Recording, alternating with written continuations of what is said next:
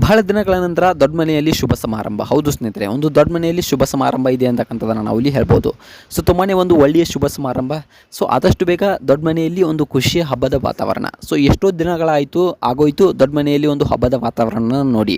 So ಯಾಕಪ್ಪ ಅಂತಂದರೆ ಒಂದು ಅಪ್ಪು ಅವರು ಒಂದು ಮರಣಾದ ನಂತರ ಸೊ ದೊಡ್ಡ ಮನೆ ಒಂದು ಕತ್ತಲಾಗ್ಬಿಟ್ಟಿತ್ತು. ಸೊ ಈಗ ಒಂದು ಧೃತಿ ಪುನೀತ್ ರಾಜ್ಕುಮಾರ್ ಅವರ ಒಂದು ಗುಡ್ ನ್ಯೂಸ್ ಇದೆ ಅಂತಕ್ಕಂಥದ್ದನ್ನು ನಾವು ಇಲ್ಲಿ ಹೇಳ್ಬೋದು.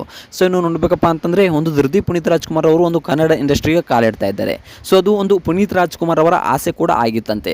ಸೊ ಯಾವ ಪಿಕ್ಚರ್ನ ಮೂಲಕ ಅಂದರೆ ಯಾವ ಸಿನಿಮಾದ ಮೂಲಕ ಇವರು ಕಾಲಿಡ್ತಾ ಇದ್ದಾರೆ ಕನ್ನಡ ಇಂಡಸ್ಟ್ರಿಗೆ, ಸೊ ಯಾವ ರೀತಿಯಾಗಿ ಕಾಲಿಡ್ತಾ ಇದ್ದಾರೆ, ಸೊ ಹಾಗಾದರೆ ಯಾವಾಗ ಬರ್ತಾರೆ? ಸೊ ಇವರು ಒಂದು ವಿದ್ಯಾಭ್ಯಾಸವನ್ನು ಮಾಡೋಕ್ಕೆ ಒಂದು ದೇಶದಲ್ಲಿದ್ದರು, ಇವರು ಮರಳಿ ಬಂದ್ರ ಒಂದು ನಮ್ಮ ದೇಶಕ್ಕೆ. ಇದೆಲ್ಲದರ ಬಗ್ಗೆ ಸಂಪೂರ್ಣವಾದ ಮಾಹಿತಿನ ಈ ಒಂದು ವಿಡಿಯೋದಲ್ಲಿ ನಾನು ನಿಮಗೆ ತಿಳಿಸ್ಕೊಡ್ತೀನಿ. ಅದಕ್ಕೂ ಮೊದಲು ನೀವು ನಮ್ಮ ಚಾನಲ್ಗೆ ಹೊಸಬರಾಗಿದ್ದರೆ ನೀವು ನಮ್ಮ ಚಾನಲನ್ನು ಸಬ್ಸ್ಕ್ರೈಬ್ ಮಾಡಿಲ್ಲ ಅಂದರೆ ಈ ಕೂಡಲೇ ಸಬ್ಸ್ಕ್ರೈಬ್ ಮಾಡಿ. ಹಾಗೆ ಒಂದು ಪಕ್ಕದಲ್ಲಿರೋ ಬೆಲ್ ಐಕನ್ನ ಪ್ರೆಸ್ ಮಾಡೋದ್ರ ಮೂಲಕ ನಮಗೆ ಸಪೋರ್ಟ್ ಮಾಡಿ. ಹಾಗಿದ್ರೆ ತಡಕ್ಕೆ ಮಾಡೋದು ಬನ್ನಿ ಸ್ನೇಹಿತರೆ, ವಿಡಿಯೋನ ಸ್ಟಾರ್ಟ್ ಮಾಡೋಣ. ಮೊಟ್ಟ ಮೊದಲನೇದಾಗಿ ಹೇಳಬೇಕಪ್ಪ ಅಂತಂದರೆ ಒಂದು ಅಪ್ಪು ಅವರ ಬಗ್ಗೆ ಹೇಳಬೇಕಂದ್ರೆ ಒಂದೆರಡು ಮಾತಲ್ಲ. ಸೊ ಒಂದು ದಾನಶೂರ ಕರ್ಣನ ಒಂದು ಮೀರಿಸುವಂಥ ಗುಣದವರು. ಸೊ ಅಷ್ಟೊಂದು ದೊಡ್ಡ ಮನುಷ್ಯ ಅಪ್ಪು ಅಂತಕ್ಕಂಥದ್ದನ್ನು ನಾವು ಇಲ್ಲಿ ಹೇಳ್ಬೋದು.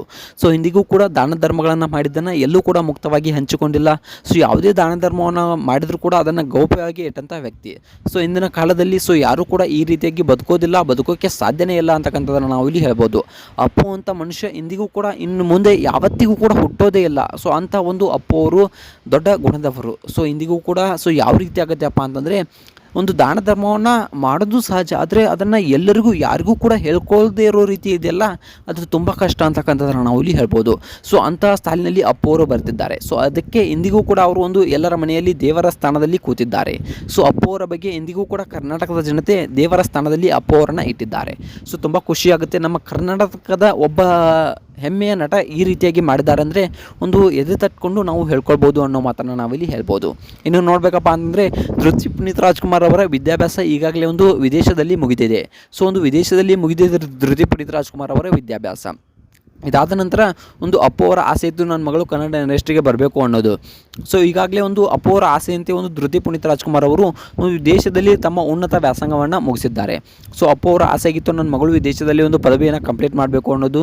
ಸೊ ಈಗ ಡಿಗ್ರಿ ಗ್ರ್ಯಾಜುಯೇಟ್ ಆಗಿ ಒಂದು ಹೊರಹೊಮ್ಮಿದ್ದಾರೆ ಧೃತಿ ಪುನೀತ್ ರಾಜ್ಕುಮಾರ್ ಅವರು. ಸೊ ಒಂದು USA ಒಂದು ಡಿಗ್ರಿ ಗ್ರ್ಯಾಜುಯೇಟನ್ನು ಮುಗಿಸ್ಕೊಂಡು ಈಗಾಗಲೇ ಸ್ವದೇಶಕ್ಕೆ ಮರಳುವ ಒಂದು ವ್ಯತ್ಯಾಸದಲ್ಲಿ ಇವರು ಇದ್ದಾರೆ. ಸೊ ಯಾಕಪ್ಪ ಅಂತಂದರೆ ಒಂದು ನಾವು ಈಗ ನೋಡ್ಬೋದು ಏನಾಗಿದೆಯಪ್ಪ ಅಂತಂದರೆ ಒಂದು ಧೃತಿ ಪುನೀತ್ ರಾಜ್ಕುಮಾರ್ ಅವರು ನಾನು ವಿದೇಶದಲ್ಲೇ ಇರ್ತೀನಿ, ಇಲ್ಲೇ ಒಂದು ಬಿಸ್ನೆಸ್ಸನ್ನು ಮಾಡ್ತೀನಿ ಅನ್ನೋ ಮಾತನ್ನು ಅಶ್ವಿನಿ ಪುನೀತ್ ರಾಜ್ಕುಮಾರ್ ಅವರಿಗೆ ಹೇಳ್ತಾರಂತೆ. ಆಗ ಅಶ್ವಿನಿ ಪುನೀತ್ ರಾಜ್ಕುಮಾರ್ ಅವರು ಏನು ಹೇಳಿದ್ದಾರೆಪ್ಪ ಅಂತಂದರೆ, ಇಲ್ಲ ಅಮ್ಮ, ನೀನು ಅಲ್ಲೇ ಇದ್ಬಿಟ್ರೆ ನಾನು ಯಾರಿಗಾಗಿ ಬದುಕಲಿ, ಇಲ್ಲಿ ನಿಮ್ಮ ಅಪ್ಪ ಕೂಡ ನನ್ನ ಜೊತೆಯಲ್ಲಿಲ್ಲ, ಈಗ ನಮ್ಮನ್ನು ಬಿಟ್ಟು ಹೋಗಿದ್ದಾರೆ. ಸೊ ನೀನು ಕೂಡ ಅಲ್ಲೇ ಇದ್ದರೆ ನಾನು ಯಾರಿಗಾಗಿ ಬದುಕಲಿ ಅನ್ನೋ ಮಾತನ್ನು ಹೇಳಿದ್ದಾರಂತೆ. ಸೊ ಸ್ವಲ್ಪ ಕಣ್ಣೀರನ್ನು ಕೂಡ ಹಾಕಿದ್ರಂತೆ. ಸೊ ಅದಾದ ನಂತರ ಧೃತಿ ಪುನೀತ್ ರಾಜ್ಕುಮಾರ್ ಅವರು, ಇಲ್ಲಮ್ಮ ನೀ ಹೇಳಿದಾಗೆ ಕೇಳ್ತೀನಿ ಅನ್ನೋ ಮಾತನ್ನು ಕೂಡ ಅಶ್ವಿನಿ ಪುನೀತ್ ರಾಜ್ಕುಮಾರ್ ಅವರಿಗೆ ಹೇಳಿದ್ದಾರಂತೆ. ಹಾಗೆ ಅಶ್ವಿನಿ ಪುನೀತ್ ರಾಜ್ಕುಮಾರ್ ಅವರು, ನೀನು ಇಲ್ಲೇ ಬಾ, ನಿನಗೆ ಯಾವ ರೀತಿಯಾಗಿ ಬೇಕೋ ಇಲ್ಲೇ ಒಂದು ಸೆಟಪ್ಪನ್ನು ಮಾಡ್ಕೊಳ್ಳುವಂತೆ ಅನ್ನೋ ಮಾತನ್ನು ಕೂಡ ಹೇಳಿದ್ದಾರಂತೆ.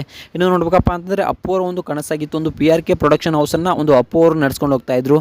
ಒಂದು ಅಪ್ಪು ಅವರ ಮರಣಾದ ನಂತರ ಅದನ್ನು ಒಂದು ಅಶ್ವಿನಿ ಪುನೀತ್ ರಾಜ್ಕುಮಾರ್ ಅವರು ನಡೆಸ್ಕೊಂಡು ಹೋಗ್ತಾ ಇದ್ದಾರೆ. ಸೊ ಅಶ್ವಿನಿ ಪುನೀತ್ ರಾಜ್ಕುಮಾರ್ ಅವರು ನಡ್ಸ್ಕೊಂಡು ಹೋಗ್ತಿರ್ತಕ್ಕಂಥ ಒಂದು PRK ಪ್ರೊಡಕ್ಷನ್ ಹೌಸನ್ನು ಒಂದು ಧೃತಿ ಪುನೀತ್ ರಾಜ್ಕುಮಾರ್ ಅವರು ನಡ್ಸ್ಕೊಂಡು ಹೋಗಬೇಕು ಅನ್ನೋದು ಅಪ್ಪು ಅವರ ಆಸೆ ಇತ್ತು.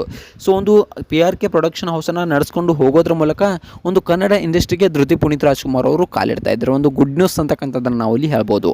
ಒಂದು ನಟಿಯಾಗಿ ಮಾತ್ರ ಅಲ್ಲದೆ ಸೊ ಒಂದು PRK ಪ್ರೊಡಕ್ಷನ್ ಹೌಸನ್ನು ನಡೆಸ್ಕೊಂಡು ಹೋಗೋದ್ರ ಮೂಲಕ ಒಂದು ಕನ್ನಡ ಇಂಡಸ್ಟ್ರಿಗೆ ಕಾಲಿಡ್ತಾ ಇದ್ದಾರೆ ಧೃತಿ ಪುನೀತ್ ರಾಜ್ಕುಮಾರ್ ಅವರು.